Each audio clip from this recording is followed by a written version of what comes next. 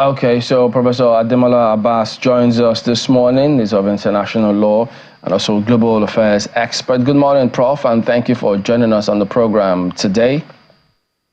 Well, nice to see you again. Yeah, so the ECOWAS themselves issued a statement following that development, that broadcast from those countries, Mali, Burkina Faso, and Niger, pulling out of ECOWAS, saying that they have not been formally notified. They've not even been notified in any way whatsoever. So, meaning that people, whatever reaction that people expect from them will not come because they have not been notified. So first, we're not sure if that notification is going to happen.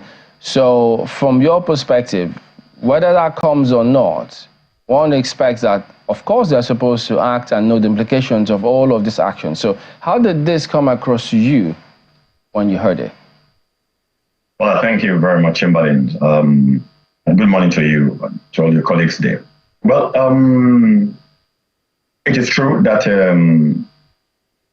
ECOWAS has not been officially notified by those three countries of their withdrawal. And that leaves one probability that they've only signified their intention to withdraw. They haven't withdrawn, so to say, because withdrawal is not something you do in ECOWAS or any other organization for that matter via the media. Article 91 of the ECOWAS Treaty makes this very, very clear. The process a member state must follow when it wants to withdraw from the community, that is from the ECOWAS community. And so so ECOWAS has not at all withdrawn from ECOWAS has not. Yeah, but Prof, there was that, if they had a broadcast, to their citizens, what else is ECOWAS waiting for? That is clearly whatever notice they were looking for. Chamberlain, is just let's use an analogy here. INEC in Nigeria conducts an election. Anybody can make an announcement of who has won. A party itself who contests can announce that it's winning. In any country, they do that until the official umpire announces in accordance with the electoral law the winner of the elections. Whatever other announcements come to play would not be acceptable. What I'm saying is that there is a legal procedure for members of ECOWAS to join the association or the community, and also when they want to leave, there is a legal procedure to leave. That is why I quoted Article 91, specifically paragraph 1 of the revised ECOWAS Treaty of 1993, signed in Cotonou. Now, but be that as it may, you raise a very vital point, and that is the fact that these three countries anyway, they've made an announcement. They've informed the world of their intention to withdraw from ECOWAS. So that shows clearly they want to leave ECOWAS. Of course, they have not done so constitutionally. However, that gives ECOWAS an immediate information that they need to start acting now. And I'm not surprised that just yesterday, on the 28th of this month, ECOWAS adopted a communique in which it says two things. That on the one hand, their attention has been drawn to the the announcement made by these three states that they are yet to receive a formal notification. However, they also said in that communique, if you read it, that ECOWAS will work hard to make sure they resolve the crisis with the three member states. That is very, very important when they say they are going to be able to engage those three member states. So ECOWAS is not sitting on its hand to say, well, you have not initiated the formal process of withdrawing, which is what the ECOWAS protocol, funding treaty specifies. But we know you intend to, and we're not going to wait, and we're going to act proactively. I think ECOWAS deserves a condemnation. So that Article 91, yes, which is on withdrawal, yes, it clearly stated that, reading from there, it says, quote, any member state wishing to withdraw from the community shall give to the executive secretary 1 year's notice in writing, who shall inform member states thereof. At the expiration of this period, if such notice is not withdrawn, such a state shall cease to be a member of the community. And then Article 92 talks about transitional and savings provisions. But Prof, do you think this Article 91 took into cognizance this kind of scenario now, where military government is in place, and of course it does appear as though they want to perpetuate themselves in power, not having any ECOWAS breathing down their necks. And so announcing this pullout is to give them that breather to just stay there for as long as they want to. Chamberlain, I was going to call you ECOWAS there. You can't be ECOWAS. It's a very important question you asked, but the short shrift answer is that, yes, ECOWAS protocol, the founding treaty, beg your pardon, 1975, revised in 1993, just read Article 91, contemplated then, still contemplates this scenario. That article is addressed to ECOWAS member states, not ECOWAS government. It doesn't matter whether a government is a civilian government or a military government. So far, you are still a member of ECOWAS. Mind you, even if you are suspended from ECOWAS, as those 3 states have been suspended, they are still ECOWAS members. Only they are suspended as far as certain obligations of ECOWAS are concerned, basically. So you cannot say, oh, because now we are a military regime, we are suspended, we cannot. And that is why what you just read, if you go to Article 91, paragraph 2, it says, until that time, until expiration of that 1 year notice, you are still bound to carry out the obligations you have assumed under ECOWAS treaty. So that answers your question. In other words, Article 91 says, give a notice, which is for 1 year, but during that time, except anything happens, you must still comply. That is under Article 91(2) with your obligation. So it doesn't matter whether you are a civilian regime or you are a military regime. So far, you are still an ECOWAS member state, you are bound by that treaty, pure and simple. Prof, if I may come in here, the matter that the 3 countries mentioned, Burkina Faso, Mali, and Niger, the issues that they raise as backing or the factors militating they are wishing to withdraw, even though you spoke about 1 year, but they are saying it's with immediate effect. So you weigh in on that as well. But let's look at the issues they mentioned. Are they not matters that the ECOWAS needs to look at critically? No, that's a brilliant question, to be honest with you. And I'll come to that in a minute. But let me first of all address what you just said, that in the question of whether they said the suspension, their withdrawal is immediate effect. Look, they can say anything. If the process says it has to last for 1 year, you cannot truncate that, because otherwise you will still be violating your own obligation that you freely assume under ECOWAS treaty anyway. So, it's going to create a chaotic order to the constitutional arrangement of ECOWAS state or any other organization for that matter to be able to do that.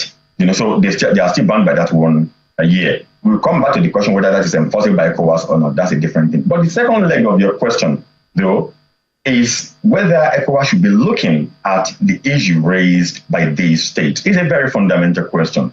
Because if you go back to what they said that in their joint communique, that's for the 3 states, they said ECOWAS has drifted from the ideals of its founding fathers and the spirit of Pan-Africanism. You ask yourself the question, what are those ideals that these states say ECOWAS has drifted from?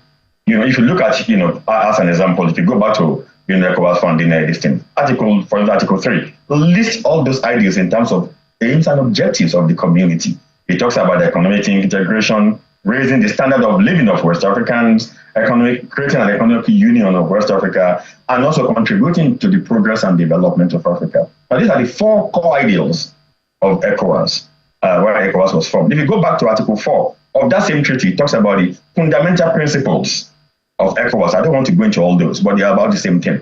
And you've got ECOWAS adopted different protocols. Later in the year, in 1981, the Protocol of Mutual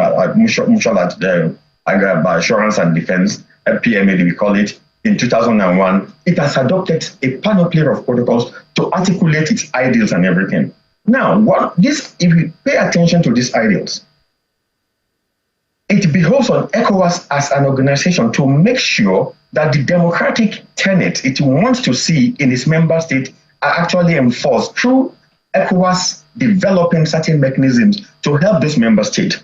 As an example, you have a democratic government. Yes, ECOWAS wants democracy. And I've listened to the chairman of ECOWAS when he was talking, that's President Bola Ahmed Tinubu of Nigeria. He said, we will fight for democracy. And he said, ECOWAS will survive when democracy thrives, and we are going to fight for democracy. Right. But is democracy only when the government is elected into power? No.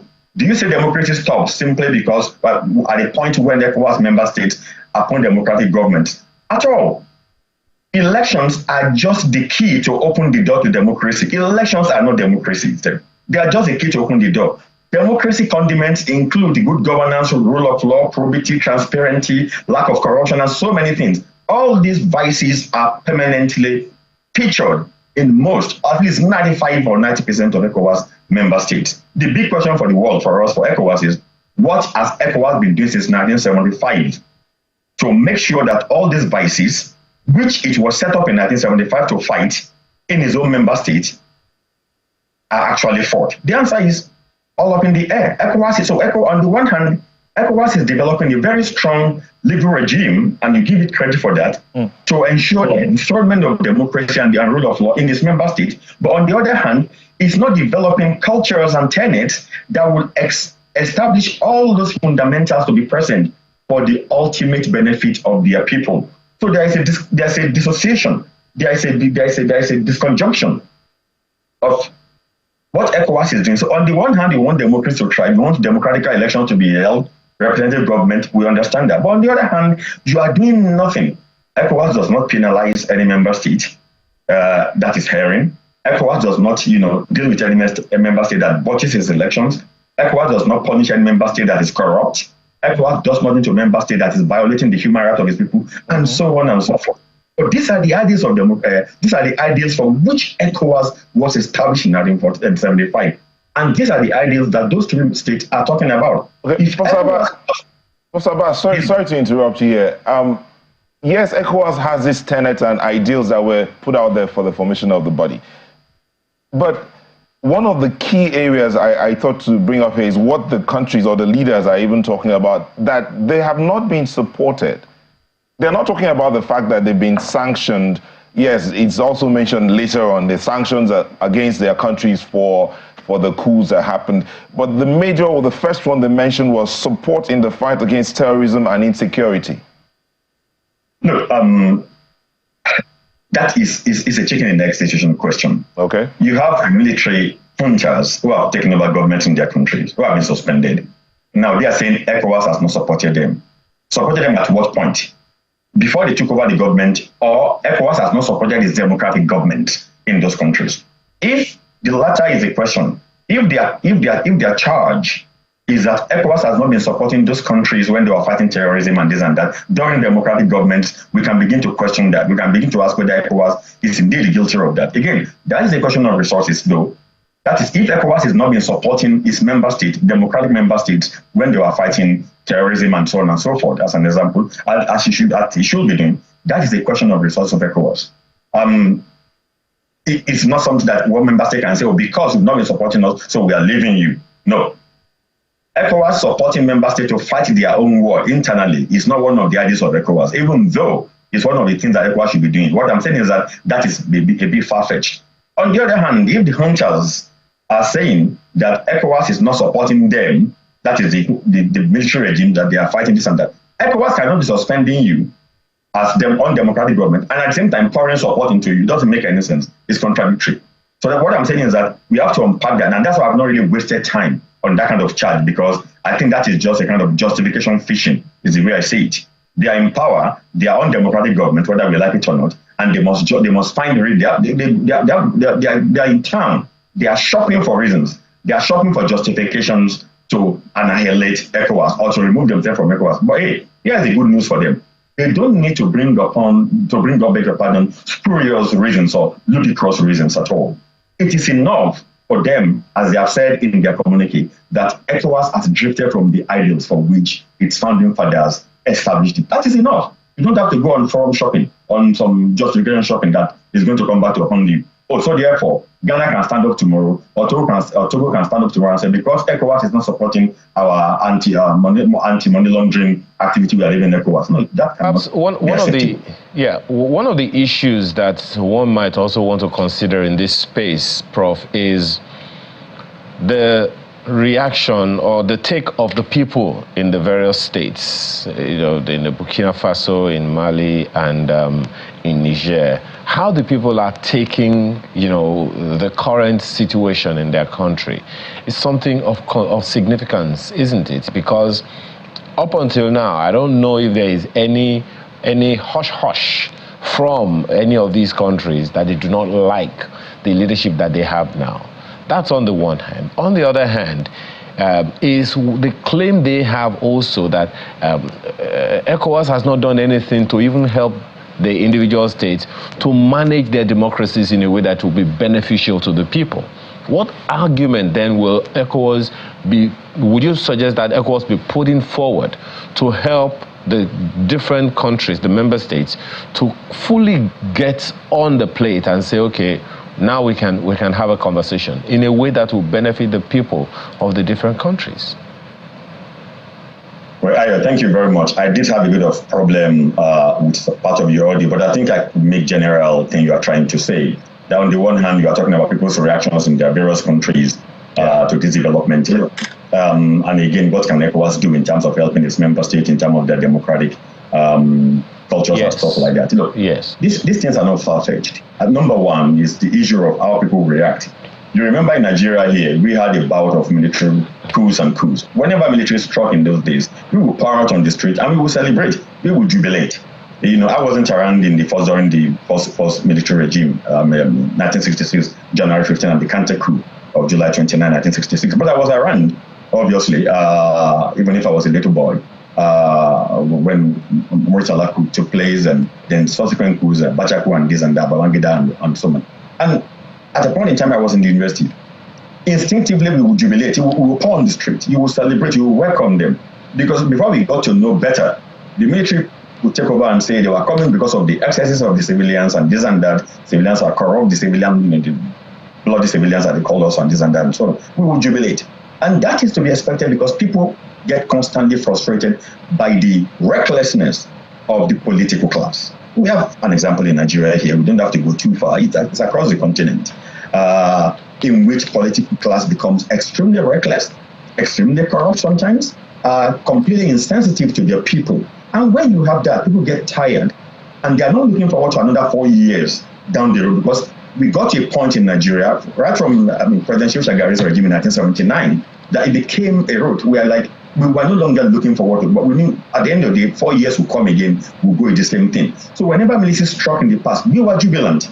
So that is the first reaction of the people. But when the dust begins to settle, and you then begin to see that the military regimes are even in some situations worse off than their civilian counterparts, then you begin to ask yourself questions. But the danger then is that you can't ask loud questions because military regimes are brutally repressive anyway. You still remember the Abacha guns in those days. Today, whether we like it or not, we can go to the parliament and debate.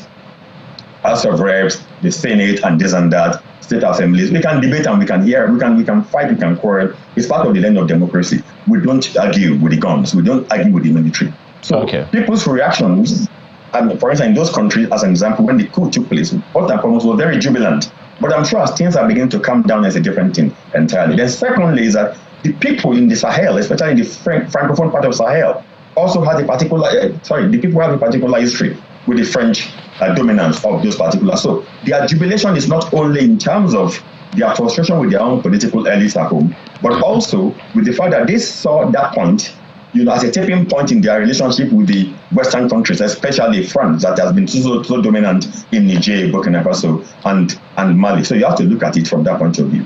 But if we move a bit beyond that, we begin to come back to the part of your question. ECOWAS is still stuck in 1975. Basically, ECOWAS is trying to be a supranational organization which wants to exercise certain powers beyond its member states, but without developing the tenet to be able to do that. What do I mean? Look at European Union today. If the European Union will suspend a member state, that member state is in trouble because you know what you're going to lose by leaving the European Union. Let me ask you a question. If ECOWAS suspend a member state, what is that member state going to lose? Can ECOWAS suspend Nigeria or Ghana? The answer to my mind is absolutely no, because you're killing the ECOWAS economy. In other words, member states don't actually see the benefit of being in ECOWAS. Don't forget, in the year 2000, Mauritania was the first country to leave ECOWAS. Didn't come back until 2017 when they signed an associate agreement with ECOWAS. Mauritania doesn't see what it's losing. Mali, Burkina Faso, Niger wouldn't see what they will lose per se by not being members of ECOWAS. And that is a very important thing. What I'm saying here is that ECOWAS is about to go to the drawing board and begin to, the same thing anyway affects African Union. You begin to develop in a way that you have things that your member state will look forward to by being their member, by joining you. So when they leave you, they know what they are going to lose. ECOWAS has not done that, and it's not doing it.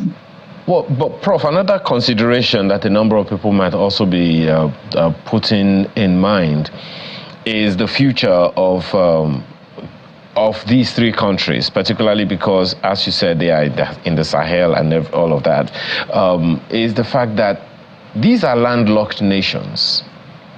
They are insulated, so to speak, within the continent by other countries. So how do you see, in the event that this trajectory continues, like they say, okay, you know what, we're going to continue to do what we're doing, we are going to leave, they eventually make it formal. I'm just trying to, hypothesize. In the event that that happens, what are the implications both for those countries and for a country like Nigeria? Because some paper on the front page of a paper in this this morning is already saying that, look, Nigeria, it might be having more costly, spending more money on some things just in case.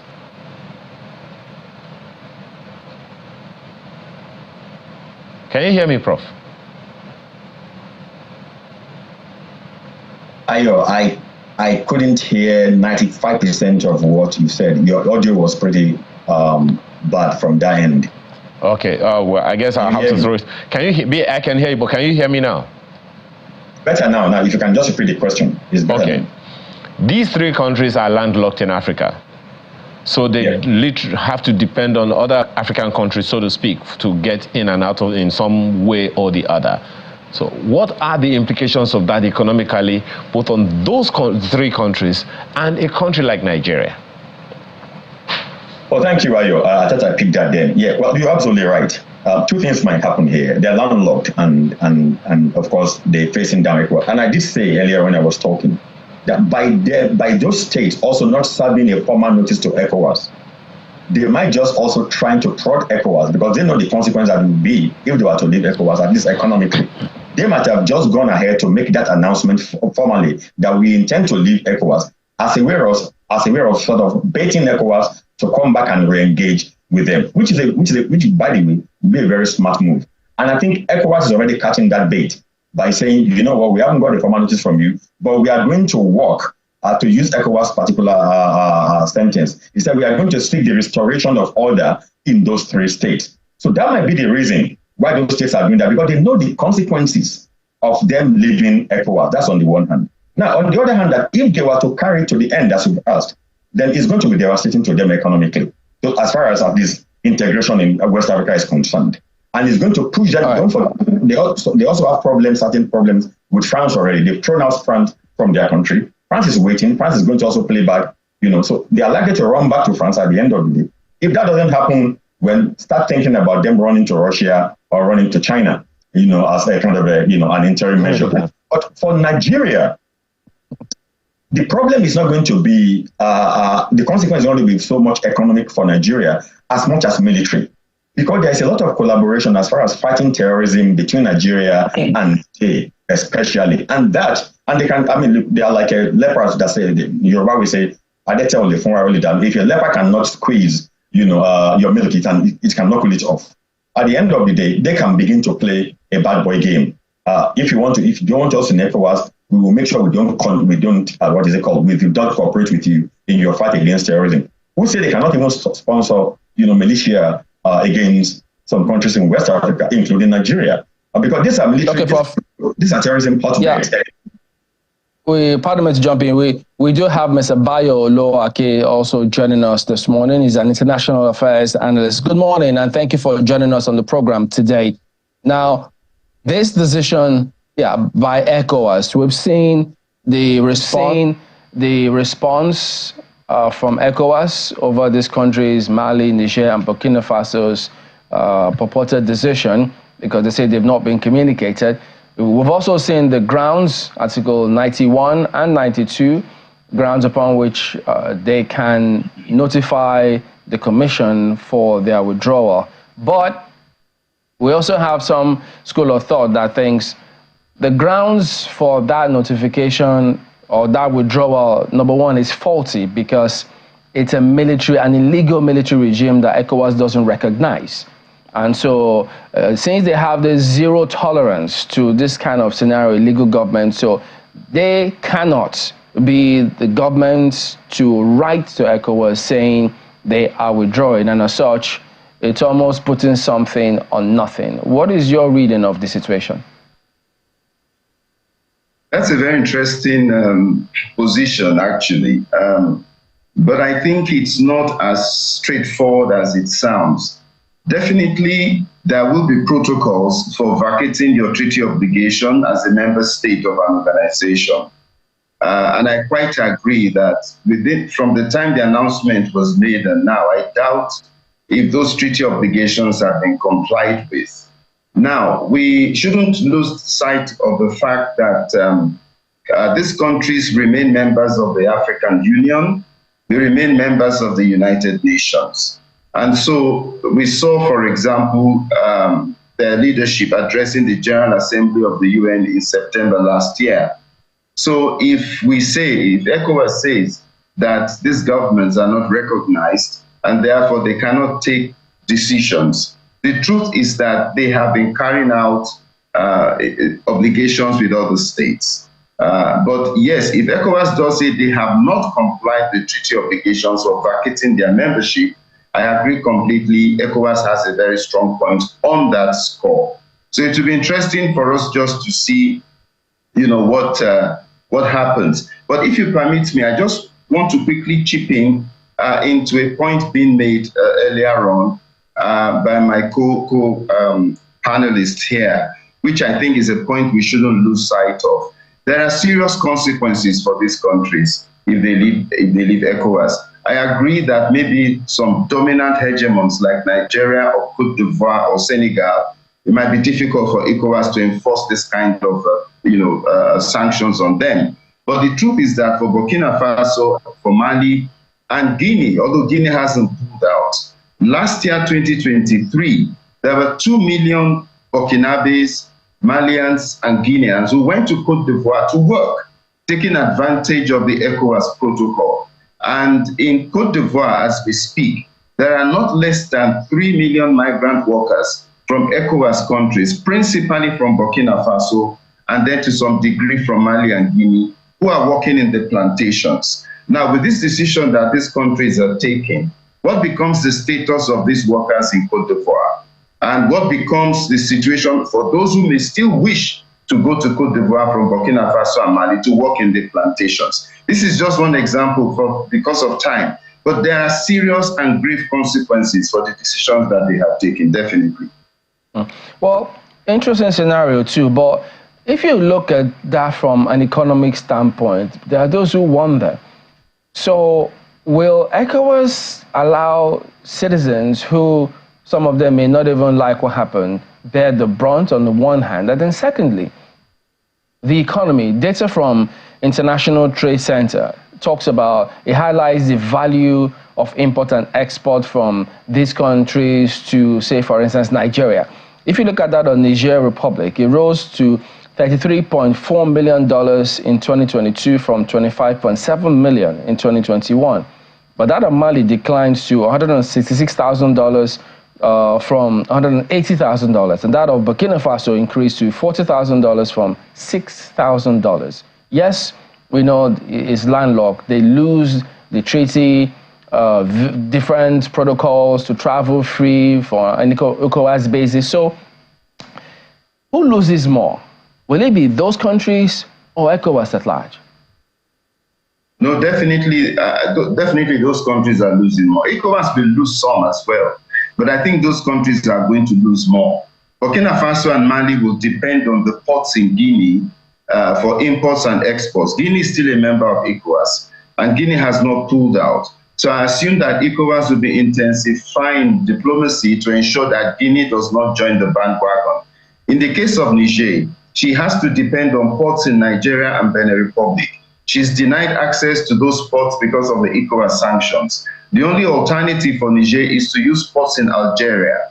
That is extremely far away from Niamey. So it's really, really going to have significant effect. And this leads me to agreeing again with my colleague on this panel that perhaps these countries are grandstanding and wish to negotiate from a position of strength, by making this announcement. because the consequences for them are great. They are not Senegal, they are not Cote d'Ivoire, they are not Nigeria, they are not Ghana that can maybe afford to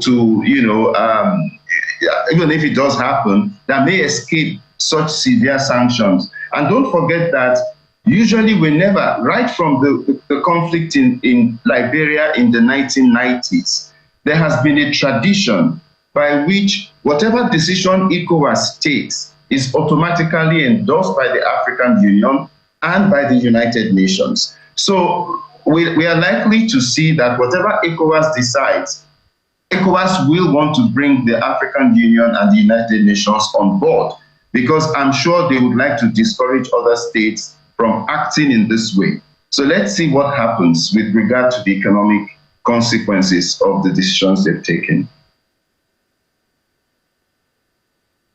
Ayo. Yes, thank you, Chamberlain. One of the issues that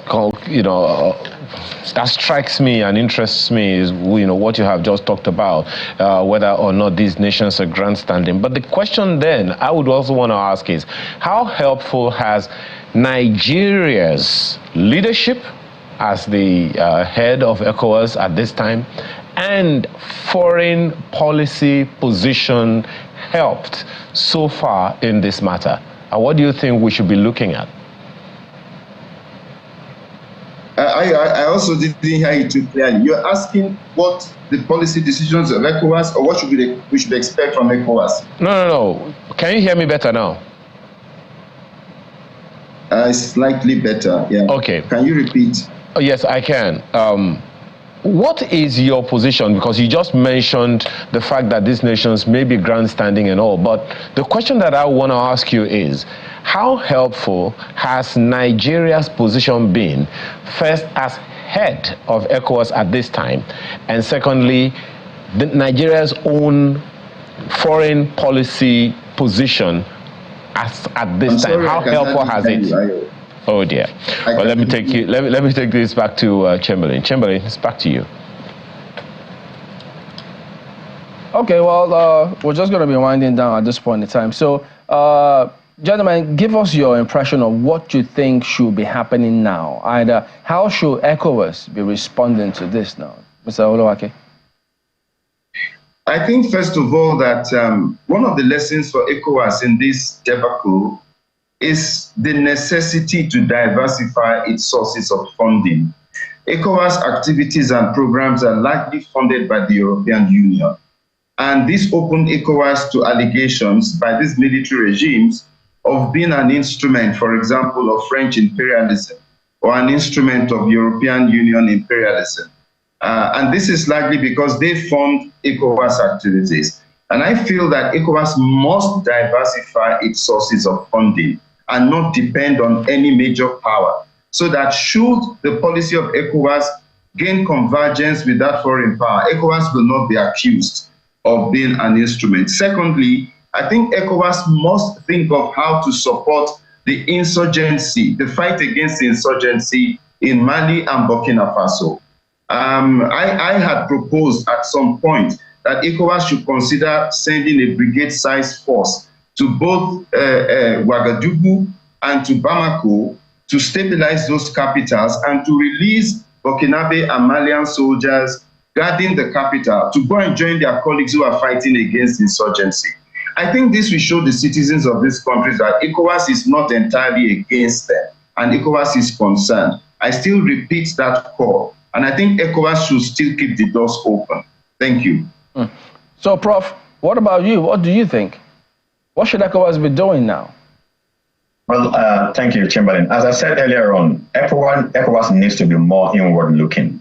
It needs to begin to look to hold most of its member states, or all its member states, accountable in the way they implement their democratic values. Because at the end of the day, that has opened ECOWAS to double standard. That when your democratic members are misbehaving, when they are looting, when they are corrupt, when they are this, when they are repressive, ECOWAS does nothing, looks the other way. Then when popular revolt from the military now take place in those countries, ECOWAS is quick to move, as we saw when the schools happened just about a year ago. So in Niger and in Burkina Faso, ECOWAS needs to start doing more towards its member state. However, in terms of ECOWAS supporting insurgency, I agree with that. However, the caveat though is that ECOWAS has got to be very, very careful, and I said that earlier on. That is because ECOWAS as a regional organization cannot also interfere in internal affairs of its member state, except if it is clear-cut. Otherwise, if you have one segment of a country, as an example, rising upon against government of that country, let's say when the true self-determination crisis and this and that, ECOWAS has got to be careful not to be seen again as being partisan, as being supportive of one arm, against another. That is a very, very slippery slope. But and secondly is the fact that, and I agree with that entirely, look, Chapter 8 of the UN Charter spells out the relationship between regional organizations and United Nations. This is the time for greater harmony and implementation of that chapter. The same thing with African Union. Where is African Union in all this? What is the extent of the coordination between ECOWAS and African Union? I don't want to go back to Sierra Leone in the past and Liberia and the differences between African Union, the way OAU and African Union wanted to react, and ECOMOG wanted to react under ECOWAS in those days. So there is a need for better coherence between the sub-regional organizations in Africa and the continental organization called African Union. Although the problem is, on the final note, the problem is most of these things we are accusing ECOWAS to today that have opened ECOWAS to double standard query from its member state, they are also present in African Union. The question then is, how do you see the speck in my eyes if you have blood in your eyes? So ECOWAS and African Union have to clear their own eyes first before they can see clearer. I'm not saying it is not present in the Security Council of the United Nations.